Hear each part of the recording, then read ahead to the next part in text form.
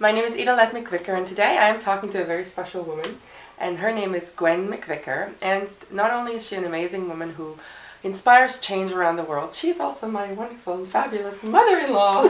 She has to say that because it's Christmas. Yes. And we do special things at Christmas, right? So I have always asked Gwen to please tell me what is she doing in the world and what is she doing in this house at Linwood House, and to write about it. But today we're going to try and extract it by just having a conversation. And let's talk about what is Christmas here at Linwood House, what is it through Linwood House Ministries, and just what is Christmas in your heart? Kind of what does it mean to you, right? So tell me a little bit about the past month. Oh dear.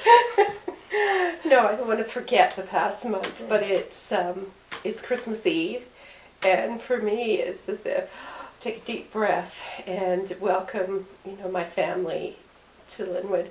But for the last month, it has been a steady stream of people. We've probably had more than 800 people through our home in this month.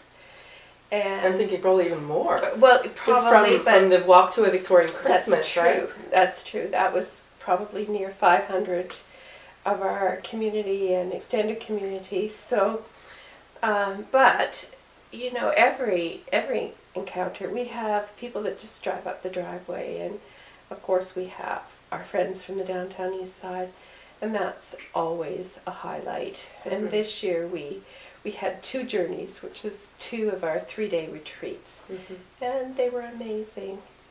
Just to see Christmas through the eyes of someone who is downtrodden and marginalized, probably feeling very much like Christmas is something that's for other people, mm-hmm. Other than they get some free toothpaste or socks and things like that, and a turkey dinner. But really, what is Christmas? Yeah. So that's probably a highlight of the past month for sure. Yeah. So what were you trying to convey to the women that were coming? Good question. I think most of all,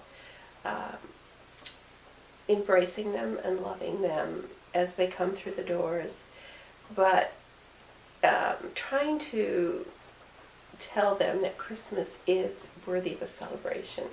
So every inch of Linwood House is decorated. Every room has a Christmas tree, and because we don't know who's going to be in that room, and we want them to know that they're special.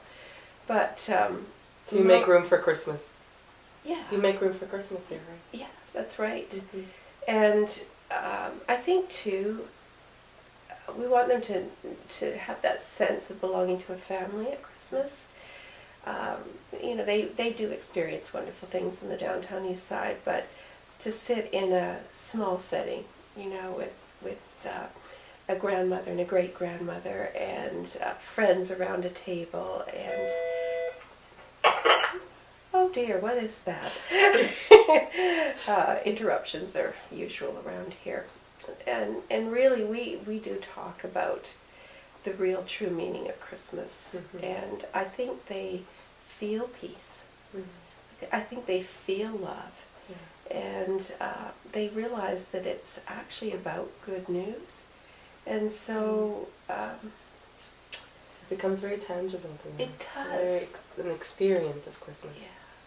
And of course, listening to them, a couple of my favorite stories are, hearing them say that things like, when they were teenagers, something horrendous happened in their life, and one woman expressed it, the Grinch stole Christmas. And here she was in her 40s saying, I think that this year Christmas has been redeemed for me.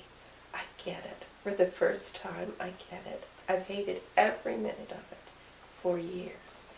And you just see tears streaming down their face. And like people like us, we experience Christmas again because we can take so many things for granted. And I think I've told you my other favorite story that just happened, a couple of weeks ago, where a woman came. She wasn't really supposed to come. It was her sister that was supposed to come.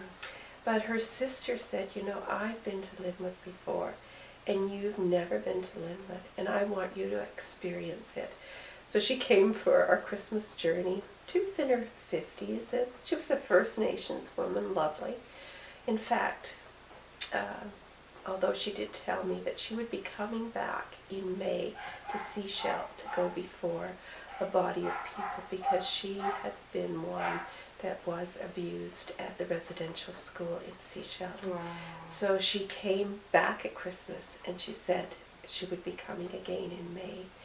But her way of expressing herself was amazing. She said, I don't know how to explain how I feel, but I feel so warm and so safe and so loved. And I don't think I felt that since I was in my mother's womb. And it was just, all of us were taken back, but she truly meant it. Yes. And the other women in the circle could identify. How beautiful and how redemptive. It is. It's a new beginning, right? Like it just seems like a fresh, new start. The difficult part for us is we want to bring every single one of them to that place. To that place. Yeah. And so, I envision maybe next year, maybe every 3 days for a month we can have different people coming, because there's something that happens. And it's deep, and it's significant, and it's truly Christmas. Mm-hmm. It's wonderful. So, for your on a personal level, just kind of how have you contemplated Christmas this year? What's kind of a theme that's recurring for you? There's been this recurring theme. For some reason, I've been brought back to my first journey to Bethlehem, and it was a literal journey to Bethlehem, and it was an amazing experience. I was with 15 other women, and we were coming from Tel Aviv, driving in a little van, and approaching Jerusalem in the evening, and we stopped and went into the fields, just up on the hills, and there were twinkling stars at night, and looked over, and there's Bethlehem, and there's Jerusalem, and there were the shepherds, and it was a cold evening, and it was one of those once in a lifetime experiences. But I've been going back there and thinking about those shepherds and what they experienced, being, given the good news through the visitation of an angel. Yeah.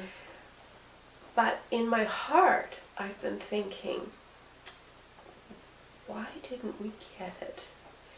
Because I look over at Bethlehem today, and I, do that through the eyes of the news or through the eyes of stories or articles I've been reading. And there is this friction, there's war, there's big fences, wall. And you look to Jerusalem, and I picture, why Jesus came. And he came to bring peace. And so somehow I do think that throughout the 2,000 years that we've maybe missed the message. But what I've also realized is that there's a tipping point, because I am seeing, God awaken people in all walks of life. One of the reasons I get all almost teary-eyed even when I see my family gathering at Linwood at Christmas, because I see so many of them are doing just their little bit, to bring peace and good news to the world. And somehow I see this huge swelling of people all over the world. They're doing a little bit here, a little bit in Africa, a little bit there. And so that's been one thing together it's a picture. It is. More a picture of peace and of rising up to the things that we need to do. Right? Yeah. And I think of the wise men. I mean, they were they were brilliant. The shepherds were poor, Mm-hmm. but somehow they were getting a message. And it wasn't about, they were from different countries, like what was their religion, Mm-hmm. and yet somehow they were being drawn to Bethlehem, Mm-hmm. drawn to this simple birth of a Savior who didn't come as the conquering king, right? Yeah. Came as a servant. And just that message that we are just called to be the servant. And that is what the tipping point, I think, will be. That's what will bring peace. We cannot legislate it. We can't doctrinally prove it. We can't theologically describe it. But we can live it out. And no matter what faith, I see people being drawn to Jesus. Because everyone wants peace on earth. Everyone wants goodwill for all men. That's true. And I love how you talk about even just in the stable. See, the shepherds gathered, the wise men gathered, so it's like, poor shepherds and the wise men, like educated, and everybody coming together around this birth, around this hope, right? And that's you've said that to me, and I love that. And And I guess I think of Mary too, because I don't know why, but I identify with her simply because her story. I know that she was this beautiful young woman, but still, what she went through, in all of a sudden being told she was going to have a baby and it was going to be the Son of God, and being pregnant and out of wedlock, and somehow that experience at Bethlehem, whether it was the angels or the wise men or the shepherds, like they validated her story. And for women, no matter where they are in their journey, I see that Jesus comes to validate their story.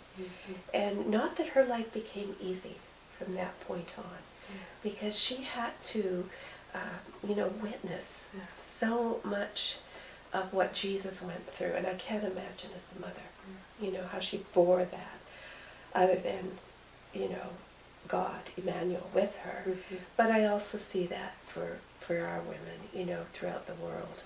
They live in circumstances that are far from ideal.